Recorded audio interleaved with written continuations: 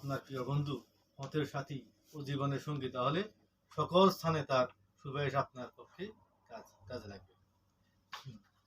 আর যদি কোরআন হতে বিমুখ বিমুখ থেকে থাকেন, সকল স্থানে আপনার বিরুদ্ধে কোরআন কথা বলবে, ধ্বংস থেকে বাঁচতে পারবেন না। তাই কোরআনকে বন্ধু বানাতে হবে।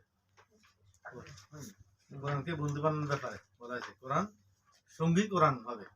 এখানে কাল যে অনেকেই মনে করে আমার জন্য সুপারিশ করবে দরবেশ পীর, ওই যে বাজারে যায় বসে থাকে সুপারিশ করবে, এগুলা বিদাত, শিরক বিদাত, এগুলা করা যাবে না।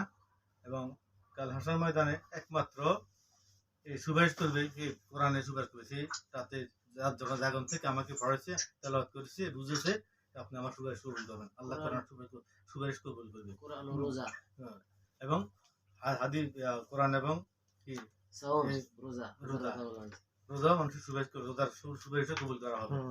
সেই উপবাস থেকে সাহায্য আমাকে রোজা রেখেছে, আমার সুপারিশ কবুল করবেন। এখানে তো বলা হয়েছে আল্লাহর অনুমতি ছাড়া কালের সম্বন্ধে কেউ কথাও বলতে পারবে না।